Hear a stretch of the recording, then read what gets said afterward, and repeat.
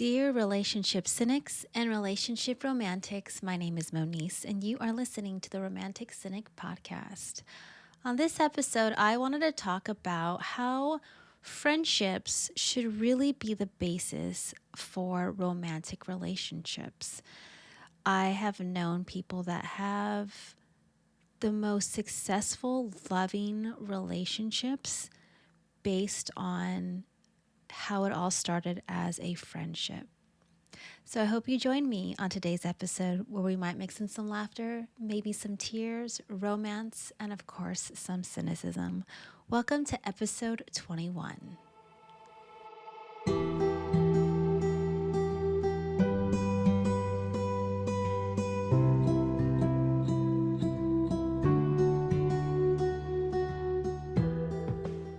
Oftentimes, and I am guilty as being one of these people, we think that friendships and romantic relationships are separate from one another, when in actuality, they can absolutely be combined to form a relationship. You know, friends are your friends. We confide in them and we laugh and we share our common interests with them and we reveal things about ourselves that we might not be comfortable revealing to other people. Yes, there's going to be some discomfort at times when we share some of these more intimate details about ourselves, but we have friends, we make best friends. And these are the people that we are going to confide our deepest, darkest secrets. These are going to be the people that we share everything with. These are going to be the people that we will have an experience, maybe a romantic experience, and we're going to share this information with our best friends. And so, why not, or why can't we, or why shouldn't we be focused more on building a friendship first before the relationship? So so I always have, some type of story to share in my own personal experience. And with this one, it really will go back to my previous relationship. My now ex-husband and we were together for 14 years. And during that time, I can honestly say with certainty that we never started out as friends. We didn't get to know each other from a friendship level. We didn't have that basis, that foundation of building a relationship from the ground up. Everything was just based on a romantic relationship with him. It was based on, the attraction towards one another. I can admit my ex-husband was a very attractive man. He was 6'2", kind of like that alpha male a little bit in terms of body type. And even with personality, he always said that he was very much like this alpha male and he would never be a beta, never be a yes man. He would always be the one that was kind of dominating or domineering in the relationship. And he very much was so. Now, it's hard for me because if you've been listening to my episodes, I'm a very strong, independent female. So kind of at the beginning, we were probably doomed or destined for a failure. And I hate to say that now because of how much time I'd spent in that relationship. But he and I never were friends. We got to know each other on a very basic level, like what's your favorite color? What's your sign? If you could do anything in the world, what would you be right now? Like things like that. It was never like deep seated questions that we ask. Some of those questions that you would probably reveal to, your best friend is, what is an insecurity about yourself? What is a deep, dark secret about yourself? Things that you're comfortable revealing to a best friend, but you're not necessarily confident and comfortable, sharing with your intimate partner. And that's really telling in a relationship, especially early on. I know for me, I was not comfortable sharing some of the most intimate details about myself to my former relationship just because there were few moments kind of early on that he revealed he was very judgmental of certain aspects or certain things about just life in general. So when you hear those things and you hear them often enough, you, at least for me, I tend to hold back a lot of things versus just sharing. There were a few moments I did share with him, and you can just see there was just like almost like this disgust in his face. And there weren't like bad things I was revealing about myself. It was just these were things that were kind of uncomfortable to admit to myself. And once I got to that point where he was very judgmental, I stopped sharing. A big problem with that. And again, with your friends, best friends, friends that you have really good connections with, you are unafraid to share that information with them without fear of judgment. Now, I know with, some of the things that you have with your friends, like you have common interests. There was something about the person that they revealed about themselves, maybe a hobby, their sense of humor, maybe like similar talents. Maybe you both sing, or maybe one of you writes music and plays the guitar and the other one sings and does lyrics. So you come together with common interests. I know music has always been really prevalent and important in my life. And even that, with my ex-husband, he had very different interests in what he liked in genres. And I am the type of person who has this explosiveness of different types of music because I listen to all different types of genres. I love music in general. And I even remember, I there was a point where I was really heavily into country music, and that's all I wanted to listen to. And there were times that I wanted to be able to play my own, the radio channel that I wanted, or the CDs or whatever we were listening to, or my iPod. I know I'm kind of dating myself a little bit. But with him, it was always the same thing. We always had to listen to like this hard rock, hard metal music all the time. And I just got to a point where I just stopped wanting to listen to my music because he had absolutely no interest in listening to it unless it was like some of the more like Toby Keith, which I love Toby Keith, that comedic type of style of music. That's what he liked listening to. But anything outside of that, he didn't really like. And I even remember towards the end of our relationship, all of a sudden he wanted to start playing country music. And it's like, well, it's a little too late right now. Like, listening to country music towards the end of our relationship wasn't going to save our relationship, even though all of a sudden he wanted to listen to country music. It was very, at the time, it was very sad, but right now I find it kind of amusing. I have to always find the humor in every single one of my experiences. And even after a few years of being divorced, I try to find these little funny moments that I can laugh about now, because once you kind of go down that negative path, which I choose not to do, it's a whirlwind. And I have gotten to a point where I've healed quite nicely from that relationship, where I just don't want to dive into the negativity again. I digress a little bit. Another thing with your friends, I mean, you can hang out as well as be intimate with one another when you have that friendship, romantic, passionate romantic relationship.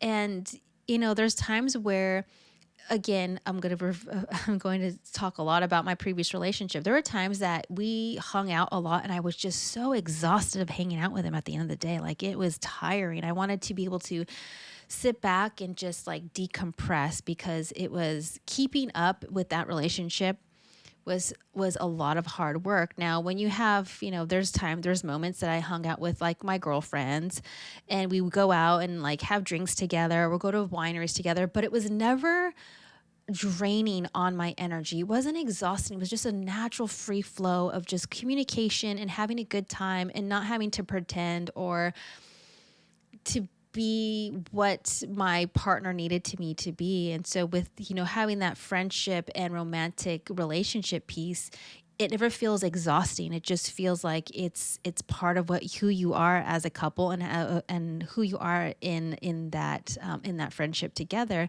And you can very easily typically switch from the romantic, passionate part to a friendship part quite easily. And it's not exhausting, and it I feel like it energizes you to a different level of energy that you may not have had, in from a friendship point of view. And then again, with my ex-husband, it was just a draining relationship. There was, again, that friendship piece just wasn't there.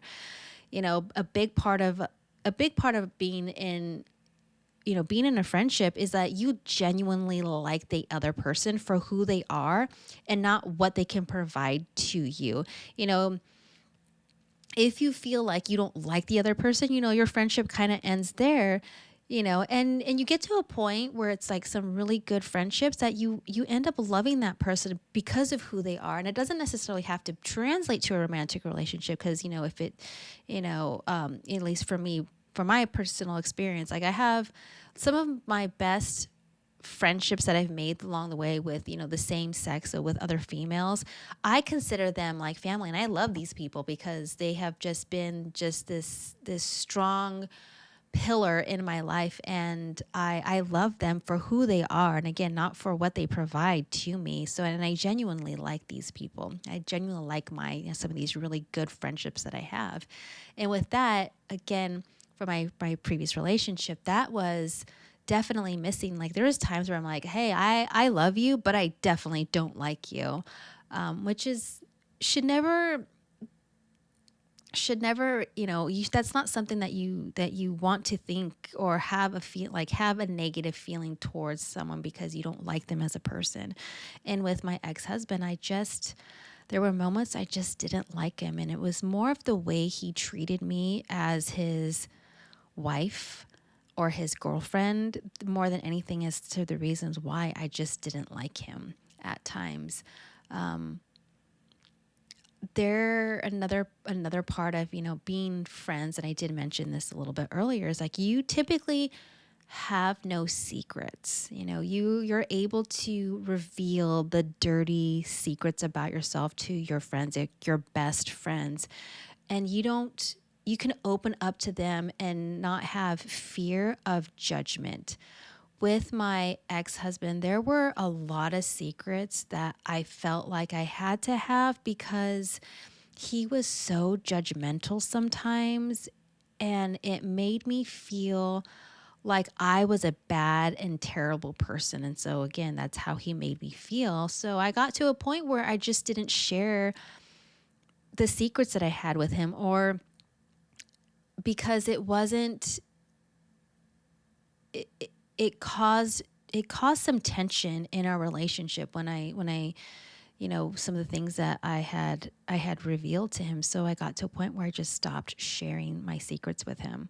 Not that I had a ton, but the ones that I had, and the few that I had at the time with him, and that I was comfortable sharing. I didn't share all of my secrets with him, but there was a few that I shared that I was comfortable enough, because one, I did it to kind of test the waters. I know, we may have all experienced that, where we need to test the waters a little bit in our relationships, because we want to see the reaction of the other person, not because we're trying to get a reaction, but we want to see if we can trust them, to not judge us for the things of our past. And with him, he definitely judged a lot of things that I had done in my past, and which is unfortunate because he held some of those things against me, or he threw them in my face from time to time.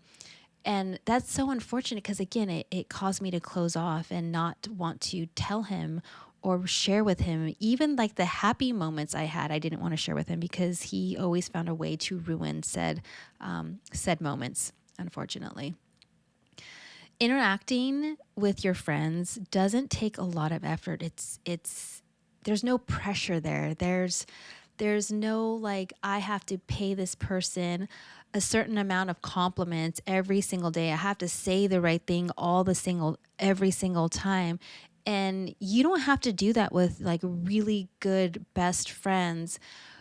And in my previous relationship, I had to do that all the time. I had to always think about I think about me having to say the right thing at the right moment because I knew it was what it was expected of me.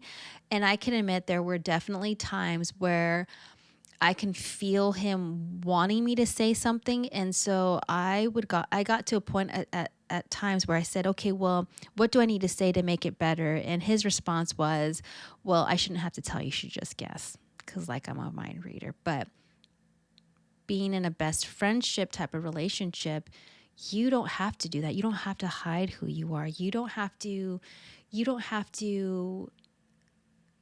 fake who you are for the benefit of the other person. And then you are more so being in a with friendships, and I know I've experienced these with some of the friends I've had along the way.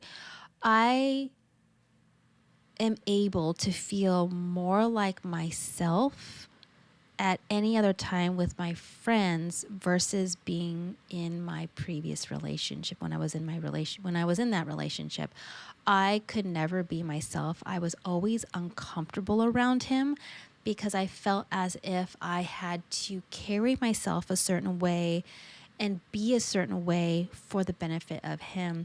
You know, with your friends, you can be as nerdy, as dorky, as playful, as well as you can have your moody times and being grumpy. And I mean, you can reveal every single emotion, every single thought or how you are feeling in the moment. You can reveal all of those to a best friend, and it's just so comfortable and it's so enlightening, and it just feels like there's this weight that is lifted off your shoulders because you can be who you are, completely who you are, and reveal everything regardless of if it's within words. I know sometimes you can, when you're in a romantic relationship and your relationship is just based on romance, you feel like there has to be that continuous level of like almost like mystery about yourself because you can never like truly show who you are because that's how the person saw you. There is this, there's almost again this fakeness about the relationship, and working towards or continuing to live like that is so exhausting. And it's not healthy, in my opinion, because again, these are all based on my own experiences. I just could never truly be myself around him because I was kind of required to act and be a certain way. I mean, I can reveal that it's funny because I actually had kind of shared this with, my mom recently where I am very much an introvert, and I can and know how to be an extrovert when I need to be. Like, I am very much an extrovert at work, but if you are an introvert, you kind of know that, you use up all of your battery life, quote unquote. You use up all your energy during the week when you're working, especially if you have to be kind of an extrovert at work where by the time Friday hits, you're just exhausted and tired and you just want to rest because you have to like recharge. That's the moments that you kind of need the quiet and solitude. And my ex-husband was very much the social butterfly. So he always wanted to do something on Friday night. And there were times that he would get so mad at me when I would fall asleep on the couch because I was just exhausted on a Friday night. There were times that we talk about, having to sometimes be fake for the sake, I had to be fake for the sake of him, where, I would want to like just hang out at home and he would want to go to a friend's house, and which is fine. I never stopped him from going out and hanging out with his friends. I always highly encouraged it. And there was times where he's like, hey, I want to go to so-and-so's house. And I'm like, okay, that's great. Like, I will be more than happy to drop you off, but can I just be at home? And he would tell me, he's like, well, if you don't hang out, which is kind of really crappy for him. He would say, well, if you don't hang out with us, they're all going to think that you don't like them. It's like, it's not because I don't like them. It's because I need to recharge. I need to decompress. I just need to have a few hours of quiet time and solitude to myself. And it was never like, he never understood that.